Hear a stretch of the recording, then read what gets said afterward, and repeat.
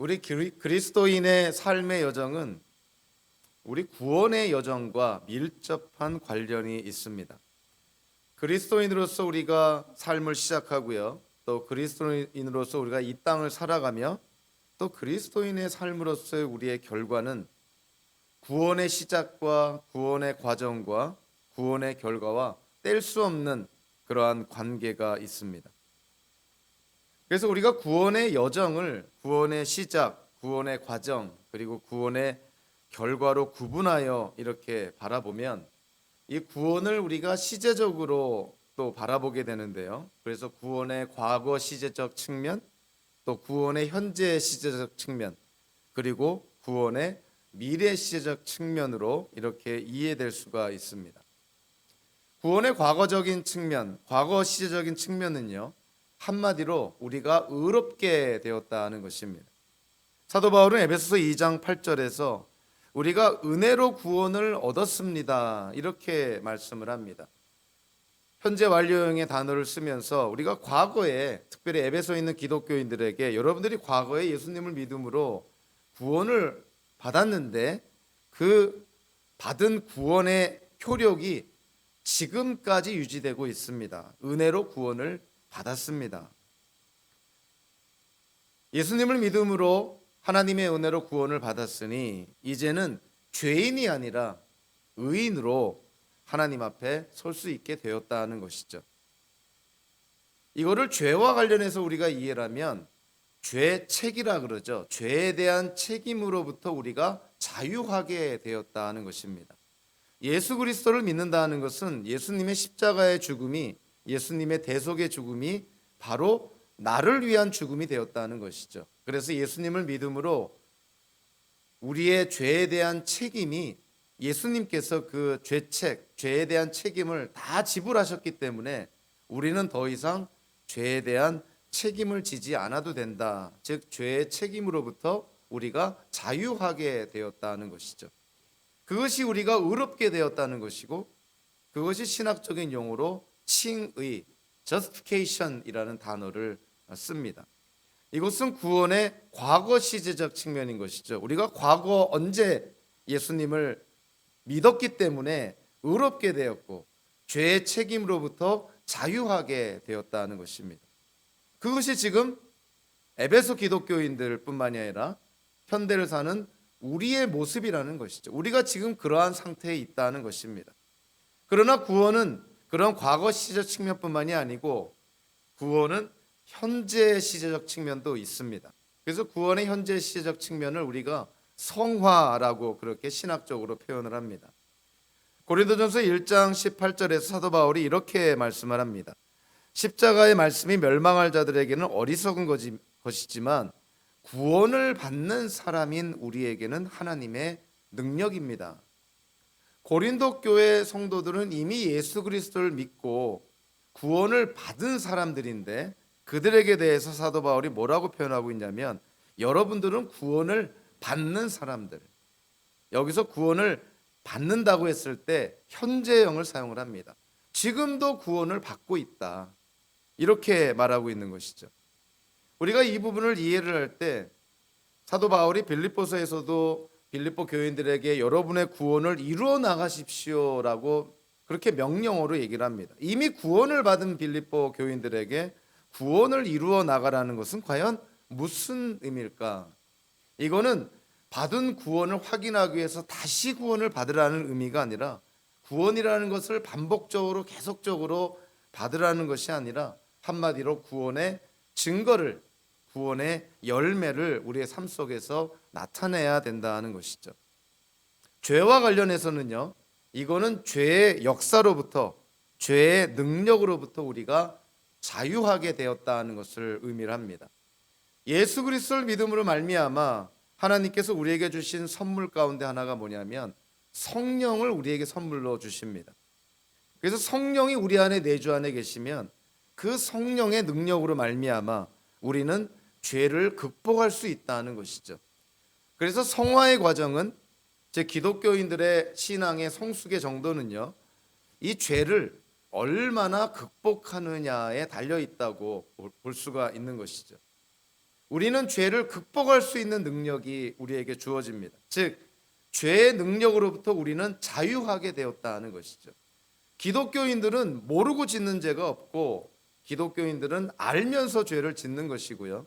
선악 가운데 우리가 뭔가를 결정을 해야 될 때, 순종과 불순종 가운데 우리가 결정을 해야 될 때, 하나님의 뜻을 따를 것인지 내 뜻을 고집할 것인지 결정을 해야 될 때, 우리는 성령의 역사로 무엇을 선택해야 될지를 우리는 잘 알고 있다는 것입니다. 죄로 인해서 우리는 무능력하게 어쩔 수 없이 죄를 짓는 그런 것이 아니라 우리는 사실 불순종 가운데 하나님의 뜻을 우리가 의지적으로 그거를 불순종하는 가운데 죄를 짓게 되는 것이죠. 성령의 역사로 말미암아 우리 모든 기독교인들은 우리가 하나님의 말씀에 순종을 한다면, 하나님의 뜻을 최우선순위에 둔다면 우리는 이 죄의 능력에서 자유할 수 있다는 것입니다. 죄가 죄란 것을 알고 죄를 짓는 사람들이 기독교인들입니다. 그 말은 다른 말로 하면 우리가 죄를 이겨낼 수 있다는 것이죠. 그래서 구원의 현재적인 측면, 즉 성화의 과정이라는 것은 우리가 기독교인이 되고 나서 우리가 얼마만큼이나 어느 정도나 이 죄를 극복하며 사느냐가 결국은 우리의 성화의 단계를 말해주고 있고 우리 신앙의 성숙을 우리에게 가리키고 있다는 것이죠. 구원의 미래시적인 측면도 있는데요. 사도 바울이 로마서 13장 11절에서 이렇게 말합니다. 로마의 기독교인들에게 여러분은 지금이 어느 때인지 압니다. 잠에서 깨어나야 할 때가 벌써 되었습니다. 지금은 우리의 구원이 우리가 처음 믿을 때보다 더 가까워졌습니다. 구원이 가까워졌다. 사도 바울이 로마의 기독교인들에게 말하는 구원은 어떤 의미일까요? 과거 시제적인 측면도 아니고 현재 시제적인 측면도 아니라 미래 시제적인 측면의 구원을 얘기하는 것이죠. 우리가 바라고 소망하는 구원이 가까워지고 있다. 하루하루 시간이 흘러감에 따라 성부 하나님께서 정해놓으신 예수님의 재림으로 말미암아 이 땅에 임할 완전한 구원, 구원의 완성, 그 영화의 단계가 점점 가까워지고 있다는 것이죠. 그래서 구원의 미래시적인 측면은 바로 영화의 단계입니다. 이제는 우리의 영과 우리의 정신, 우리의 어떤 캐릭터, 우리의 성격 이런 것들만 거룩해지는 것이 아니라 온전해지는 것이 아니라 우리의 육신, 우리의 육체 자체가 온전하게 되는, 의롭게 되는, 영화롭게 되는 단계, 그것이 구원의 미래시적인 측면이고요. 구원의 완성인 것이고요. 영화의 단계라는 것입니다. 영화의 단계는 한마디로 예수님께서 이 땅에 다시 오시면 이제는 우리가 죄의 책임에서뿐만이 아니라 죄의 능력에서뿐만이 아니라 죄의 존재로부터 자유함을 받게 된다는 것이죠. 예수님이 이 땅에 오시면 죄라는 것이 더 이상 존재하지 않게 된다는 것입니다. 죄의 존재로부터 우리가 자유함을 받게 되니 예수님께서 이 땅에 다시 오시게 되면 우리는 더 이상 죄를 짓지 않게 되는 것이죠. 성 어거스틴의 사람과 죄의 관계에서 마지막 네 번째 단계, 그 영화의 단계는 성 어거스틴은 죄를 짓는 것이 불가능한 단계다 이렇게 표현합니다. 죄가 존재하지 않으니 죄의 존재로부터 우리가 자유함을 받았으니 죄를 짓지 않게 되는 것이고요. 죄라는 것이 존재하지 않으니 죄를 짓는 것이 불가능하게 되는 것이죠.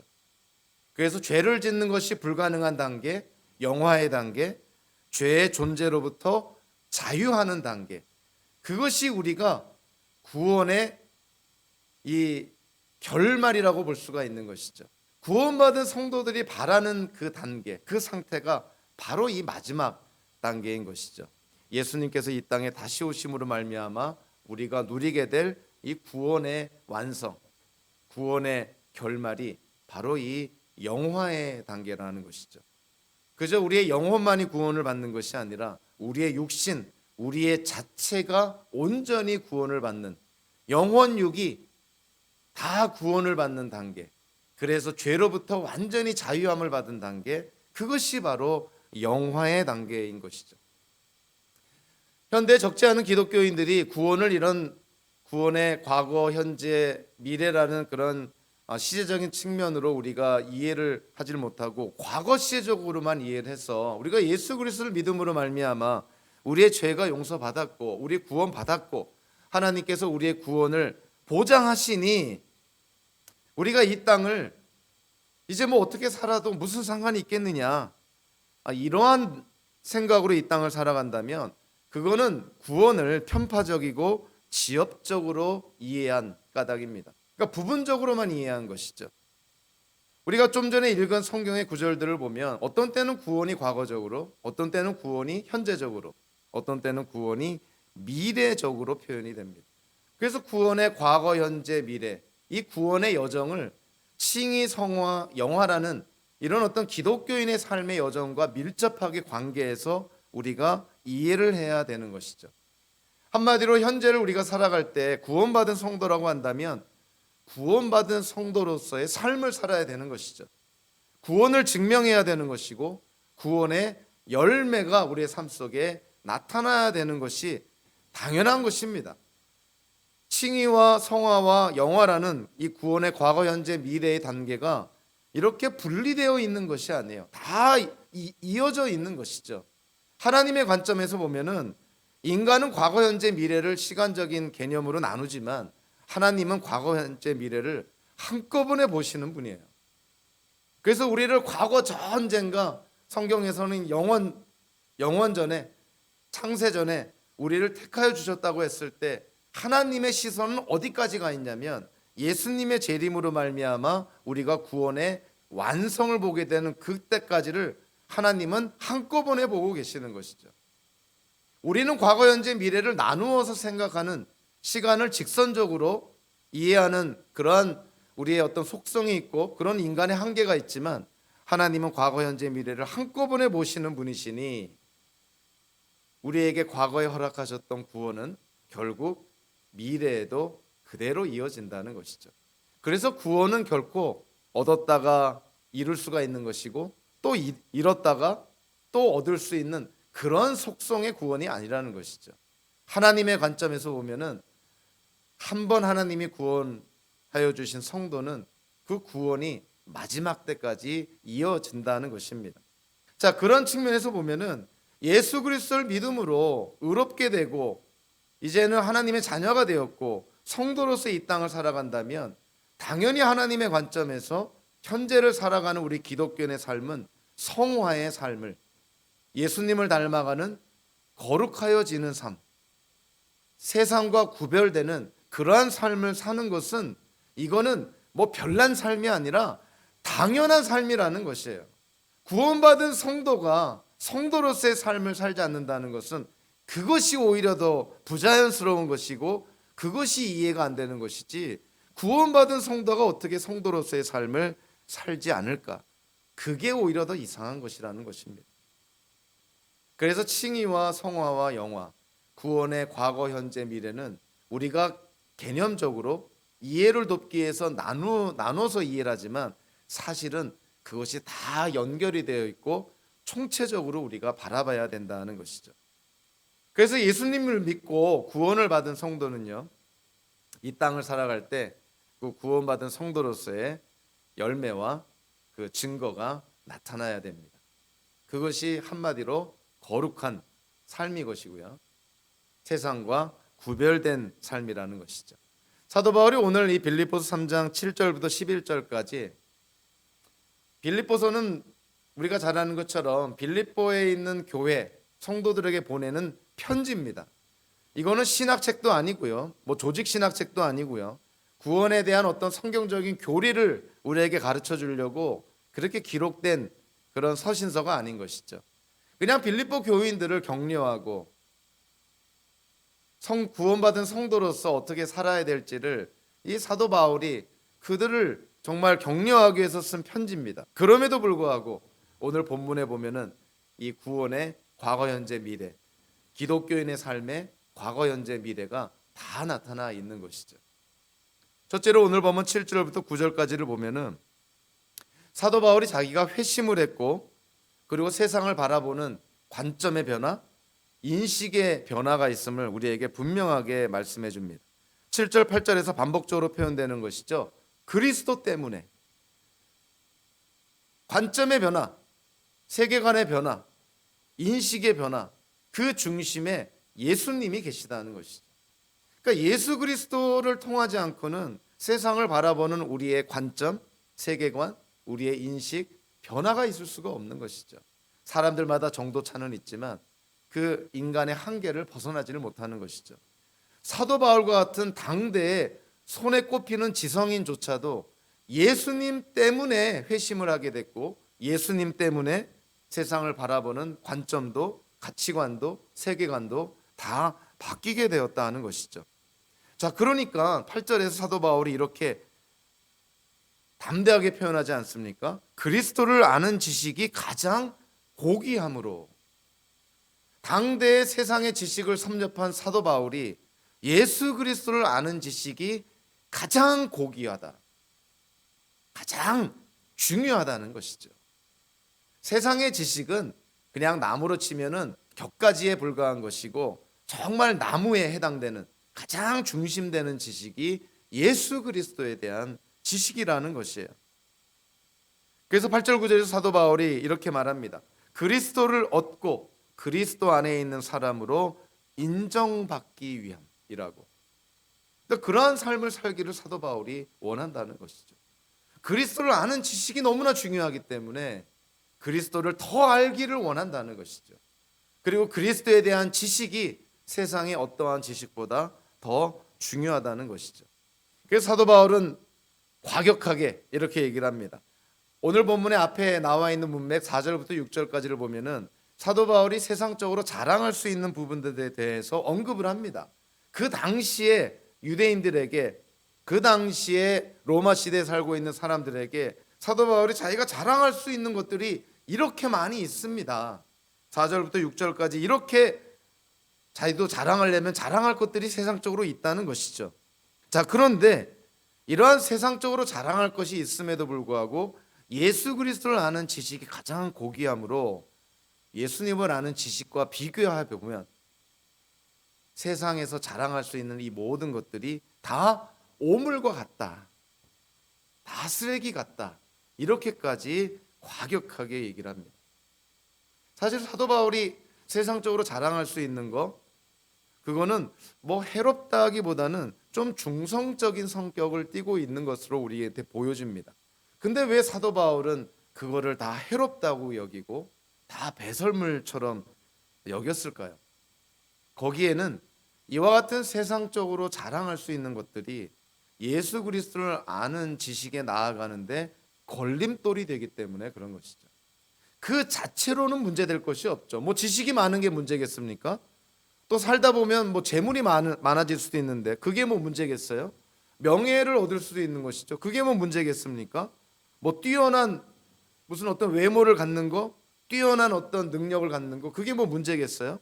그런데 문제는 그와 같은 것들이 그 사람으로 하여금 예수님을 아는 지식에 나아가는 것, 예수님께 나아가는 것에 걸림돌이 되니, 방해거리가 되니 그와 같은 것들이 사도 바울은 다 배설물과 같다, 오히려 없는 게 더 낫다, 이렇게 얘기를 합니다. 사실 주변에 보면은 말을 잘하는 사람들이 있습니다. 말재주가 있다 그러죠. 좀 언변의 능력이 있는 사람들이 있죠. 자, 그들이 목회자로 부름 받아가지고 설교를 준비할 때 자기 말 잘한다고, 언변의 은사가 있다고, 세상에 박학다식한 지식이 있다고 최선을 다해서 주의 말씀을 준비하지 않는다면 그가 갖고 있는 지식, 그가 갖고 있는 언변의 능력, 이와 같은 것들이 다 걸림돌이 되는 것이에요. 오히려 말재주가 없는 사람이 오히려 하나님께 더 엎드리고 성령의 능력을 구하고 더 열심으로 주의 말씀에 의지하게 됩니다. 오히려 하나님이 일반 은총 차원에서 우리에게 주신 하나님의 선물이 하나님께 나아가는데, 예수님을 알아가는데 걸림돌이 된다면 그것이 사도 바울이 얘기하는 배설물과 같고 오물과 같고 쓰레기와 같다는 것이에요. 그러니까 사도 바울은 자기가 누리고 있었던, 자기가 자랑할 수 있었던 자기의 정체성과 관련해서, 자기의 어떤 능력과 관련해서, 세상적으로 자기가 쌓아왔던 명예나 어떤 그런 명성과 관련해서 이 모든 것들이 예수 그리스도를 아는 지식과 비교해 보면 오히려 오물과 같다, 쓰레기와 같다는 것이죠. 한국 초대교회에서 정말 지금도 이 일화를 읽어보면, 야, 정말 교회 안에서 이런 일이 가능하구나 라는 것을 정말 감탄하면서 읽게 됩니다. 한국 초대교회 때 김제시 금산면에 조덕삼이라는 사람이 살고 있었는데요. 그는 그 당시 지방의 지주로서 금광을 소유한 지방 제1의 부자였습니다. 어느 날 그 조덕삼이라는 사람의 집에 한 청년이 찾아오게 되는데요. 경상도 사투리가 심한 어느 청년이 이 조덕삼을 찾아와서 자기를 먹여만 주면 무슨 일이든지 다 하겠다고 간청을 합니다. 그래서 이 조덕삼이라는 사람이 그 청년을 거두게 되는데, 그 청년의 이름이 이자익이라는 사람이었어요. 그래서 이 조덕삼이라는 그 집안의 주인의 호의로 이 이자익이라는 청년은 그 집안에서 머슴으로 살면서 조덕삼이라는 사람을 주인으로 이렇게 섬기게 됩니다. 자, 그러던 중에 미국의 선교사님이 그 금산 지방에서 선교를 하다가 이 조덕삼이라는 사람 집에 며칠을 머물게 됐고요. 그 기간 동안에 이 조덕삼이라는 사람이 예수님을 믿게 됐고, 그리고 주인인 조덕삼의 전도로 머슴이었던 청년 이자익이라는 사람도 예수님을 영접하게 됩니다. 그래서 조덕삼이라는 주인과 이자익이라는 머슴 청년이 예수님을 믿게 되면서 그들을 중심으로 해서 조덕삼이라는 사람 집에서 예배가 시작이 됐고요. 그것이 오늘날의 금산교회가 되었다는 것이죠. 근데 이 금산교회가 부흥을 하게 됩니다. 한국의 초대교회 시대였음에도 불구하고 교인 수가 200명으로 막 늘어나게 됩니다. 교인 수가 늘어나니 교회 안에서 이제 교회 지도자를 뽑아야 되겠죠. 장로를 한 명 이제 선출하게 됐는데, 장로 후보자로 2명이 추천을 받게 됩니다. 근데 공교롭게도 주인인 조덕삼 집사와 그의 머슴인 이자익 집사가 장로로 추천을 받게 되는 것이에요.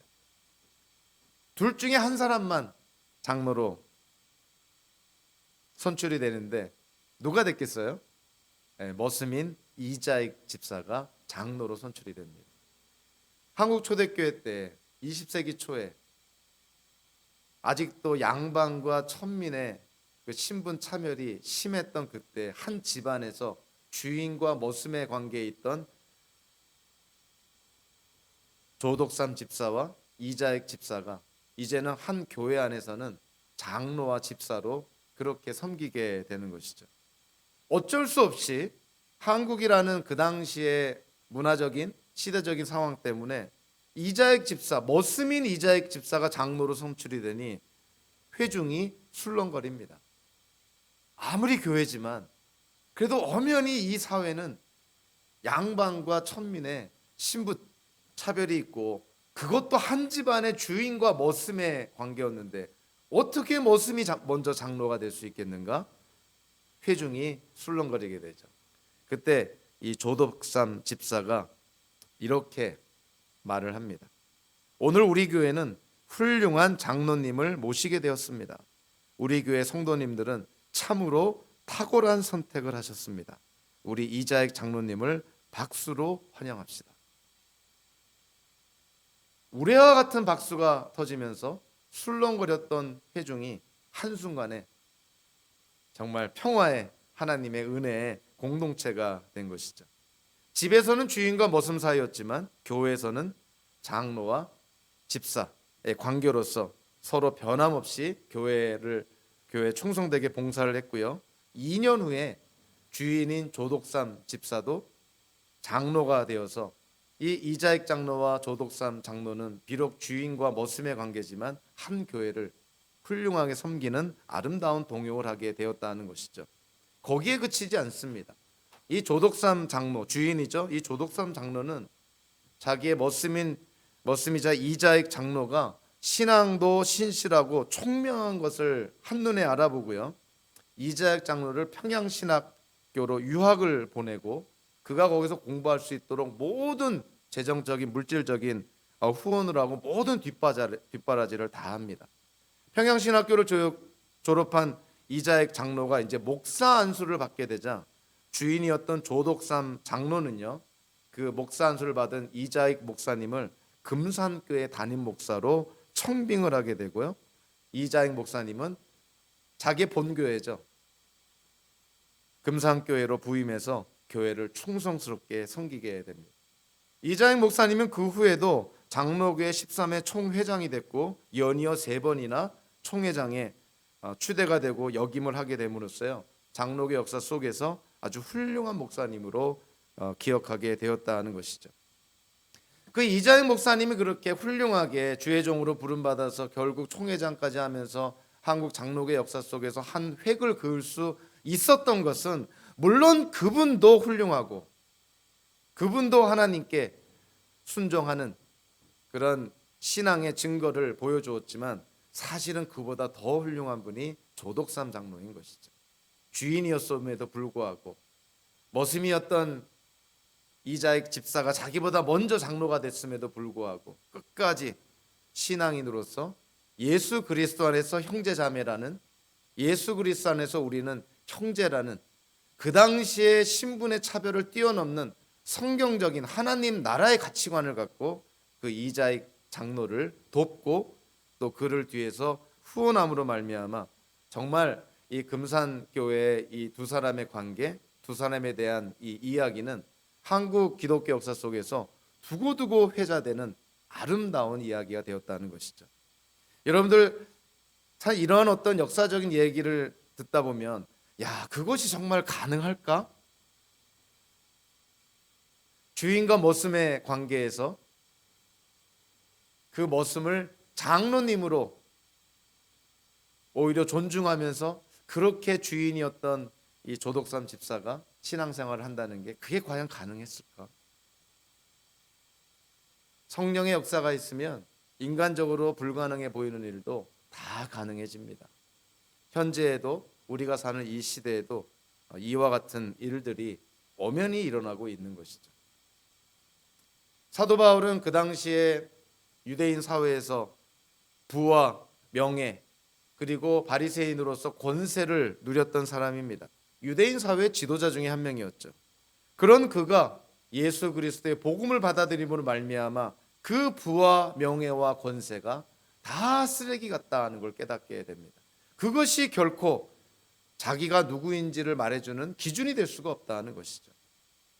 교회 안에서 교인들의 어떤 재산의 정도, 학벌의 정도, 집안의 정도, 이러한 것들이 교회 안에 교인들 간의 관계에 있어서 누군가를 평가하는 기준이 된다면 그것이야말로 어처구니 없는 일인 것이죠. 교회가 세상에 나아가서 하나님의 가치관을 전해야 되는, 하나님 나라의 가치관을 전해야 되는데 오히려 거꾸로 세상 나라의 가치관이 교회 안에 들어와서 교회가 인본주의적인 기준으로 빠지고 세속화 된다면은 교회가 교회로서의 정체성을 잃어버리고 있는 것이죠. 하나님께서 그래서 예수 그리스도를 통해서 우리에게 말하고 있지 않습니까? 재산을 가진 사람이 하나님 나라에 들어가기가 참으로 어렵다고 하면서 마치 낙타가 바늘기로 지나가는 것보다 더 어렵다. 왜냐하면 가진 것이 많으면 그거를 지키려고 하고 그거를 누리려고 하고 그거를 자랑하고 드러내려고 하고 그것으로 힘을 발휘하려고 하니 오히려 그 가진 것이 예수 그리스도를 아는 지식에 나아가는데 걸림돌이 된다는 것이죠. 저와 여러분들이 갖고 있는 그 무엇인가가 우리가 하나님께 무릎 꿇고 나아가는데 예수 그리스도를 아는 지식으로 나아가는데 성령의 부르심에 성령의 역사에 우리가 순종하는 데에 만약에 걸림돌이 된다면 그것이 재산이든 명예든 집안이든 외모든 체면이든 그 무엇이든 간에 그것은 다 배설물과 같고 오물과 같고 쓰레기와 같다는 것입니다. 오히려 우리가 신앙생활하는 데 있어서 우리에게 무엇인가가 없기 때문에 신앙생활을 잘 못하는 것보다는 우리가 가진 그 무엇 때문에 신앙생활을 못하는 경우가 훨씬 더 많습니다. 가진 것이 많다는 것은 지킬 것이 많다는 것이고 남한테 뺏길까 봐 두려움의 대상이 되는 것이죠. 예수 그리스도를 아는 지식이 아닌 세상의 그 무엇인가를 쫓다 보면은 내가 그것을 쫓아 나아갔지만 어느 순간에는 그것 때문에 내가 쫓김을 당하는 인생이 되는 것이에요. 내가 주인이 아니라 오히려 내가 추구했던 것에 내가 노예처럼 사슬이 묶여지는 것이죠. 예수 그리스도를 말미암아 우리가 자유함을 얻었는데 그 자유함을 우리가 추구하는 우리가 원하는 그 무엇 때문에 만약에 우리가 족쇄를 물리게 되고 사슬이 채워진다면 우리는 그거를 과감하게 극복을 해야 된다는 것이죠. 사도 바울의 말은 과격하게 들릴지 모르지만 어떤 사람들은 이런 사도 바울의 표현을 보면서 아니 신앙인이 꼭 이렇게까지 살아야 되나? 이렇게 세상에 있는 것들 하나님께서 우리에게 허락하신 것들을 다 쓰레기로 여기면서 이런 것들을 없는 거로 생각하면서 살아야 되나? 이렇게 생각할지도 모릅니다.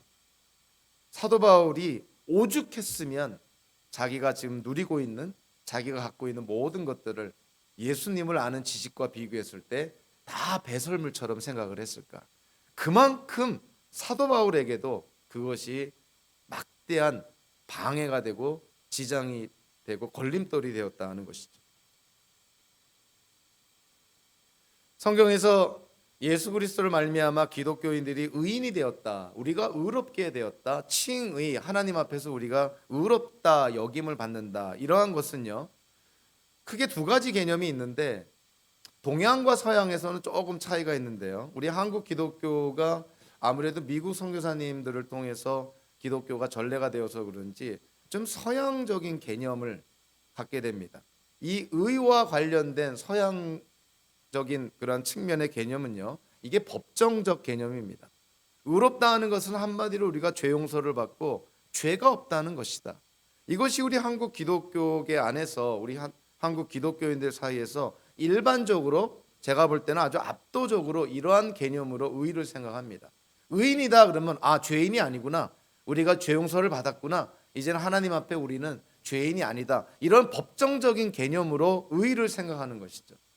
그러나 사실 의라는 것은요. 이 법정적 개념보다 제가 볼 때는 더 우선적인 개념이 뭐냐면 관계적인 개념입니다. 의롭다 하는 것은 관계가 바로 세워졌다는 것이에요. 하나님과 우리의 관계가 의로운 관계라면 우리가 하나님 앞에 의롭다 여김을 받는다는 것은 하나님과 우리의 관계가 바로 세워졌다는 것이에요. 부부관계가 의롭다고 얘기할 수 있는 것은 남편과 아내의 관계가 하나님 안에서 바르게 세워진 것입니다. 부모 자녀 관계가 의롭다고 얘기할 수 있는 것은 부모와 자녀 관계가 바르게 세워진 것이죠. 하나님과 우리의 관계가 의로운 관계라고 하는 것은 하나님과 우리의 관계가 바르게 세워진 것입니다. 이전에는 죄로 말미암아 하나님과 우리의 관계가 뒤틀려지고 왜곡되고 깨어졌고 분리되었다면 이제는 예수 그리스도로 말미암아 하나님과 우리의 관계가 회복이 되었다는 것이죠. 다른 말로 하면 하나님과 우리의 관계가 바르게 세워졌다는 것이에요. 그것이 의롭다는 개념입니다. 그러니까 우리가 단순히 의롭게 되었다, 칭의라는 개념을 법정적으로만 이해해서 우리는 죄 용서받고 이제는 죄인이 아니라 하나님 앞에 죄가 없는 의인이다 이렇게만 생각할 것이 아니라 오히려 그것보다는 이제는 하나님과 나와의 관계가 바른 관계로 회복이 되었으니 그러니 어떻게 살아야 된다는 것이에요. 회복된 관계 안에서 우리가 이 땅을 살아가야 되는 것이죠. 그래서 성화의 단계가 자연스럽게 나오는 것입니다. 부모 자녀 관계가 회복이 되면 이제는 그 부모 자녀 간의 어떤 알력이나 다툼이나 갈등 어떠한 이유든 간에 그 부모 자녀 관계에 그 안 좋았던 부분들이 그 관계가 회복이 됨으로 말미암아 얼마나 좋은 관계로 나아갈 수 있습니까? 그러면 그 회복된 관계에 따른 부모의 행동도 자녀의 행동도 다 달라지게 되는 것이죠. 그전에는 적대적인 감정을 갖고 있었다면 그 회복된 관계를 통해서 이제는 하나님이 원하시는 부모와 자녀의 관계답게 서로를 존중하는 그러한 마음을 갖게 되지 않겠습니까? 하나님과 우리의 관계가 다시금 회복된 관계, 그 관계가 바르게 정립된 의로운 관계라면 이제는 우리의 삶이 하나님 보시기에 하나님의 기쁨이 되는, 하나님께 예배로 드려지는 그러한 삶을 사는 것이 당연하다는 것이죠. 그래서 우리가 이해를 돕기 위해서 과거, 현재, 미래를 나누어서 칭의와 성화, 영화라는 그러한 단계로 나누어서 이해하지만 그것은 사실은 분리되지 않고 다 연결이 되어 있습니다. 총체적으로 우리가 이해를 해야 된다는 것이죠. 그래서 오늘 본문에서 이제 두 번째로 사도 바울이 현재 기독교인들이 살아가야 될 모습을 언급을 하고 있는데요. 그 한마디로 10절에서 이렇게 말합니다. 내가 바라는 것은 그리스도를 알고 그분의 부활의 능력을 깨닫고 그분의 고난에 동참하여 그분의 죽으심을 본받는 것입니다. 기독교인의 삶이 이렇게 돼야 된다는 것이에요. 사도 바울이 그러한 삶을 살기를 원한다는 것이죠. 예수 그리스도를 더욱 많이 알아가는 것, 그것이 우리가 추구해야 될 성도의 삶이라는 것이죠. 예수 그리스도를 알기 위해서 우리는 무엇을 알아야 되냐면 예수님을 죽음에서 부활시킨 하나님의 능력을 깨달아야 된다. 그리고 예수님의 고난에 우리가 동참해야 된다. 그것이 예수님을 알아가는 것이고 그것이 성도의 삶이라는 것이죠. 예수님을 부활시킨 하나님의 능력을 우리가 깨닫는다는 것은 우리가 이 땅을 살 때 더욱더 하나님께 의지하는 삶을 살겠다는 그러한 각오를 사도 바울이 표명한 것으로 이해를 합니다. 이제는 내 뜻대로, 내 의지대로, 내 노력으로, 내 목적을 위해 사는 것이 아니라 예수님을 죽음에서 부활시킨 그 하나님의 능력에 의지해서 이 땅을 살아간다는 것이죠. 성화의 단계는 우리의 노력에 달려있다고 말하는 것은 잘못된 것입니다. 물론 우리의 노력도 필요하고 인간의 책임이라는 측면에서 우리가 감당해야 될 부분이 있지만 우선순위를 따지자면 성화의 과정도 하나님의 은혜라는 것이죠. 우리가 거룩하게 살 수 있는 것, 하나님께 순종하며 살 수 있는 것, 성령의 역사로 말미암아 하나님의 뜻을 분별하며 살 수 있는 것, 그게 다 하나님의 은혜라는 것이에요. 부활의 능력을 깨닫는다. 하나님의 능력에 의지한다. 이제는 이 땅을 살아갈 때 하나님께 더 의지하며 살겠다. 그것이 성화의 삶이라는 것이죠. 더 나아가서 예수님을 알기 위해서 사도 바울이 강조한 것 중에 하나가 뭐냐면 예수님을 알기 위해서 예수님의 고난에 동참하기를 원한다는 것이에요. 예수님을 아는 것과 예수님이 겪은 고난에 동참하는 것, 참 무슨 관계가 있을까? 우리가 비유적으로 어떤 사람이 겪은 고난을 내가 겪는다면 그 사람을 더 잘 알 수가 있습니다. 우리가 아주 쉽게 부모가 되어보지 않고는 부모의 마음을 알 수 없었던 것처럼 저 같은 경우는 담임 목사가 되고 보니까 이전에 제가 섬겼던 담임 목사님들의 그 모습들, 그분들의 어떤 행동, 그분들의 어떤 그런 표현들, 이러한 것들이 더 잘 이해가 되더라고요. 우리가 예수님을 알아간다고 했을 때 예수님께로부터 받는 어떤 그런 축복들, 그런 긍정적인 측면뿐만이 아니라 예수님이 받은 고난에 우리가 동참한다면 예수님의 마음을, 그리고 예수님을 더 많이 알아갈 수 있다는 것이죠. 그러니까 사도 바울이 예수님을 더 많이 알아가는 것이 자기의 삶의 목적이고 자기가 삶에 추구하는 그런 어떤 궁극적인 목적이라고 얘기를 하면서 그 예수님을 알기 위해서 예수님의 고난을 알기를 원한다는 것이에요. 저와 여러분들의 삶에도 그와 같은 담대한 고백이 있기를 바랍니다. 예수 그리스도를 통해서 이 땅을 잘 먹고 잘 살고 우리가 원하는 것을 다 받아 누리는 그러한 삶이 아니라 예수님의 고난을 우리가 그 발자취를 뒤따라가면서 예수님의 뒤를 우리가 따라가면서 예수님의 고난에 우리가 동참한다면 예수님을 더 많이 알아가게 되는 것이고, 그것이 바로 성화의 과정이라고 사도 바울이 강조하는 것이죠. 우리가 무엇인가를 또 누군가를 안다는 것에 있어서는 좀 우리가 생각해 봐야 될 문제가 있습니다. 자, 안다는 거, 거기에는 일단은 실질적인 측면이 있는데, 우리가 어떠한 것에 대해서 지식적으로만 알고 있다면 그것은 우리에게 참된 지식이 될 수가 없습니다. 그 우리가 알고 있는 지식을 우리의 삶 속에서 적용하고 실천할 때 그 지식에 대해서 아는 것이 참된 지식으로 우리에게 와닿는 것이죠. 아무리 지식이 많아도 그거를 우리의 삶에 적용하거나 실천하지 않는다면, 삶 속에서 그거를 증명하지 않는다면 그 지식은 정말 죽은 지식이고요. 정말 우리에게 하등의 유익이 없는 그러한 지식, 오히려 우리를 교만하게 하는 해로움을 끼치는 지식이 됩니다. 그래서 안다는 것은 실질적인 측면이 있어야 돼요.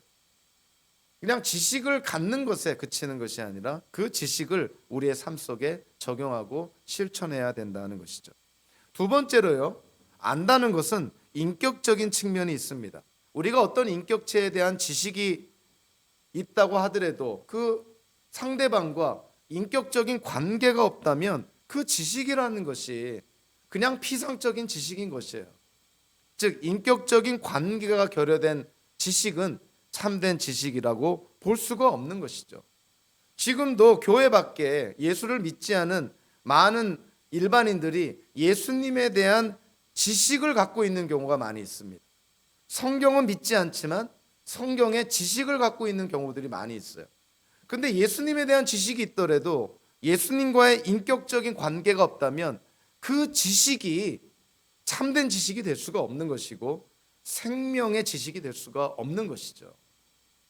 우리가 예수님에 대한 지식이 아무리 많다 하더라도 예수님과의 관계가 없다면 그 지식이 무슨 소용이 있겠어요? 우리가 성경에 대해서 아는 것이 많더라도 성경이 하나님의 말씀이고 절대 진리의 말씀이라는 확신이 없다면 성경의 지식은 그냥 우리의 문화적이고 교양적인 측면에서나 도움이 되지 정말 우리를 살리는 지식이 될 수는 없다는 것이죠. 그래서 저와 여러분들이 예수님에 대해서 알고 있는 지식, 성경의 지식이 과연 실질적인 측면이 있는가? 정말 우리의 삶 속에서 그 지식들이 생명력을 발휘하고 있는가? 그리고 또 하나, 우리가 알고 있는 지식이 정말 우리의 믿음의 대상인 예수님과 인격적인 관계 위에 그 지식들이 놓여져 있는가? 이거는 우리가 항상 우리를 돌아봐야 되는 것이죠. 어느 컨퍼런스에서 어느 분이 그 스피커한테 이런 질문을 합니다. 목사님, 우리가 성도로서 얼마나 성경 지식을 알아야 됩니까? 얼마나 성경을 많이 알아야 됩니까? 그랬을 때 그 질문을 받은 스피커가 이런 얘기를 합니다. 순종할 수 있을 때까지만, 순종할 수 있을 만큼만. 참, 그런 지혜가 어디서 나왔는지 모르겠어요. 저와 여러분들이 성경을 알아야 된다는 것은 순종을 위해서 성경을 알아야 되는 것이지, 남에게 우리 자신을 드러내거나 내가 성경 지식이 얼마나 많거나 또 무슨 다른 목적을 위해서 성경 지식을 쌓는 것은 옳지 않다는 것이죠. 성도들이 성경을 알아야 되는 이유는 그것을 삶 속에 실천하기 위한 것이고, 그거를 우리의 삶 속에서 증명하기 위한 것이고 순종하기 위한 것이고요. 사도 바울의 표현대로 한다면 예수님을 더 많이 알기 위해서 성경 지식을 우리가 알아야 되는 것입니다. 그래서 저와 여러분들이 혹시 신앙적인 성장이나 성숙은 없는데 성경 지식만 쌓아가고 있다면 좀 과격한 표현일지 모르지만 오히려 그 성경 지식이 해로울 수 있는 것이, 아니, 해롭습니다. 성경 지식이 많은 사람이 영적인 교만에 빠졌을 때 얼마나 주변 사람들을 어렵게 하고 공동체에 해가 되는지를 수도 없이 보게 되거든요. 공동체에 데미지를 끼치는 사람들은 소위 성경 지식이 있는 사람들이에요. 오히려 막 예수님을 믿은 사람들, 초신자나 새신자나 자기가 부족하다는 것을 아는 사람들은 공동체에 해를 끼치지 않습니다. 오히려 지식이 있고 나름대로 신앙에 연륜이 있고 나름대로 교회의 문화를 잘 안다는 사람들이 그 교만함에 못 이겨서, 영적인 교만함에 빠져서 공동체를 어렵게 하고 본인의 신앙도 추락하는 것을 정말 허다하게 보게 되는 것이죠. 그래서 사도 바울이 지식은 우리를 교만하게 만든다는 게 거기에 있습니다. 실천하지 않는 지식, 예수님과의 관계에 기초하지 않는 지식은 우리를 교만하게 하는 것이죠. 사도 바울은 우리가 예수님을 믿음으로 말미암아 의롭게 되었습니다. 그리고 이제는 우리가 예수 그리스도를 아는 지식에 우리가 나아가길 원합니다. 사도 바울이 자기에게 얘기를 하지만 사실은 빌립보 교인들에게 권면하는 것이죠. 여러분들도 예수 그리스도를 아는 지식을, 예수 그리스도를 더 많이 알기 위해서 여러분들 노력해야 됩니다. 그러면서 11절에서 미래에 대해서 언급을 합니다. 그리하여 나는 어떻게 해서든지 죽은 사람들 가운데서 살아나는 부활에 이르고 싶습니다. 언뜻 들으면 아니 사도 바울이 부활에 대한 확신이 없나? 이렇게 생각할 수 있을지 모르겠는데요. 사도 바울은 그의 서신서를 통해서 성경의 저작 가운데 그 어느 누구보다도 부활의 확신을 갖고 있습니다. 바울 서신에서 허다하게 등장하는 것이 부활에 대한 확신이에요. 사도 바울은 자기는 분명히 부활할 것을, 육체적으로 부활할 것을, 예수님께서 다시 오실 때 자기가 분명히 육체적으로 부활할 것을 확신하고 확신합니다. 근데 여기서 사도 바울이 좀 불확실해 보이는 이 부활과 관련된 것은 과연 무엇일까? 부활에 대해서는 확신하지만 사도 바울이 분명하게 알 수 없었던 것은 어떻게 자기가 나중에 부활에 이르게 될지를, 그 과정을 모르는 것이죠. 어떤 사람은 하나님이 주신 이 땅에서 인생 천수를 누리고 죽다가 부활할 수도 있는 것이고요. 또 어떤 사람은 사도 바울은 지금 이 가택연금을 당하고 있어서 조만간에 로마의 법정에서 재판을 받게 되는데 재판 결과에 따라서는 순교를 당할 수도 있습니다. 그래서 순교를 받고 나중에 부활할 수도 있는 것이죠. 아니면 가택연금에서 풀려나서 또 다른 선교 사역을 하다가 세상을 떠나서 예수님 오실 때 부활에 이를 수도 있는 것입니다. 그러니까 사도 바울이 확신할 수 없었던 것은 앞으로 자기의 인생 속에 어떠한 일들이 생겨서 내가 어떠한 과정 속에 부활을 맞이하게 될지, 그거를 사도 바울이 확신을 못했던 것이지 부활 자체에 대해서는 사도 바울은 분명하게 확신을 가집니다.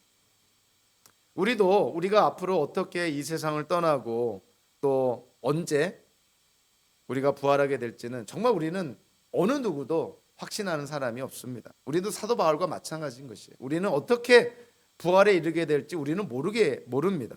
그러나 분명한 것은 우리는 분명히 부활한다는 것이죠.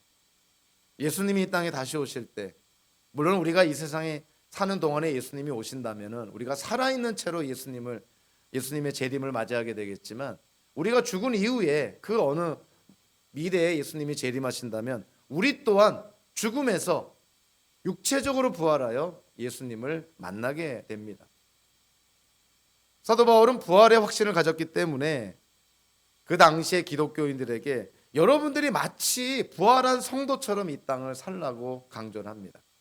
우리는 분명히 미래에 부활할 것이기 때문에 부활한 것처럼 이미 부활했다고 생각하고 이 땅을 부활한 성도답게 살아라, 그렇게 강력하게 얘기를 합니다. 여러분들 한번 정말 우리가 예수님 재림할 때 육체적으로 부활한 신령한 몸을 입은, 천사와 같은 신령한 몸을 입은 그러한 부활한 성도로 우리가 이 땅을 살아간다면 우리의 삶이 얼마나 바뀔 수 있을까? 저 자신의 삶을 보더라도 우리가 이렇게 하나님의 말씀을 통해서 우리 자신을 돌아봅니다. 정말 내가 부활의 확신이 있는가? 그리고 사도 바울처럼 부활의 확신이 있다면 정말 내가 이 땅을 부활한 성도처럼 살아가고 있는가? 아직도 부활에 대해서 확신이 없는 사람처럼 세상의 그런 기준에, 세상에서 일어나는 일들에 일희일비하면서 그렇게 왔다 갔다 하면서 흔들리면서 실족하면서 그렇게 살아도 되는 것인가? 생각해 봐야 되는 것이죠. 예수 믿는 기독교인들은 과거적인 것뿐만이 아니라 현재적인 것뿐만이 아니라 미래에 분명히 우리는 부활하고 분명히 우리는 예수님처럼 부활해서 영화의 단계에 들어갑니다. 그래서 우리는 하나님과 함께 영원한 삶을 누리게 되는 것이죠. 예수 그리스도를 믿음으로 말미암아 우리가 확신해야 되는 것들이 이렇게 성경에는 정말 차고 넘칩니다. 의롭게 되었다, 그 정도가 아닌 것이죠. 우리는 예수님의 고난에 동참하면서까지 예수님을 알아가는 사람들, 예수님께서 육체적으로 부활하신 것처럼 우리도 육체적으로 부활해서 이제는 우리의 영혼만이 구원을 받는 것이 아니라 우리의 육체까지도 구원을 받는 구원의 완성을 누리게 된다는 것이죠. 빌리그리암 목사님이 컨퍼런스를 인도할 때 어느 직구준 신문기자가 빌리그리암 목사님한테 질문을 합니다. 목사님은 의인입니까, 죄인입니까? 의인이라고 얘기해도 꼬투리 잡히죠. 죄인이라고 얘기해도 꼬투리 잡히죠. 빌리그리암 목사님이 이렇게 말합니다. 저는 용서받은 죄인입니다.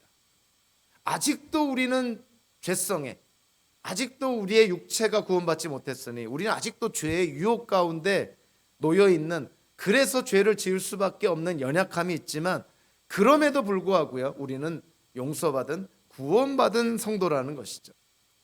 신문기자가 빌리그리암 목사님한테 이렇게 질문했을 때, 아니 누군가가 우리에게 질문한다면 우리는 좀 더 품위 있게 얘기할 수 있습니다. 우리는 거룩하신 하나님 앞에서 도덕적으로는 아직도 죄인입니다. 죄인이 아니랄 사람이 아무도 없는 것이죠. 우리는 아직도 하나님 앞에서 우리는 죄인입니다. 그렇지만 우리는 하나님과의 관계를 통해서는, 하나님과의 회복된 관계 안에서는 우리는 의인입니다. 아직도 도덕적으로, 윤리적으로 우리의 삶 속에서는 하나님 앞에 죄를 짓는 죄인일 수밖에 없지만 그럼에도 불구하고 예수님 때문에 하나님과의 관계가 회복된, 관계론적으로는 우리는 하나님 앞에 의인입니다. 우리는 예수님을 믿음으로 이제 하나님과의 의로운 관계에 이미 들어갔습니다. 그리고 그 관계 안에서 우리는 살아가고 있고요. 결국은 그 관계의 결말, 온전한 구원의 완성, 영화의 단계를 우리가 누리게 된다는 것이죠. 저와 여러분들, 우리가 기독교인으로서, 예수를 믿는 성도로서 우리가 이와 같은 구원에 대한 여정, 즉 기독교인의 삶으로서의 여정을 과거, 현재, 미래라는 측면에서 바르게 이해하면서 우리가 오늘을 살아갈 때 정말 우리가 바라고 염원하는 것 360도 전방향적으로 우리의 삶이 그리스도인답게 살아가는 그런 성도의 삶을 삶으로 하나님께 영광 돌리시기를 주님의 이름으로 축원합니다. 기도하겠습니다.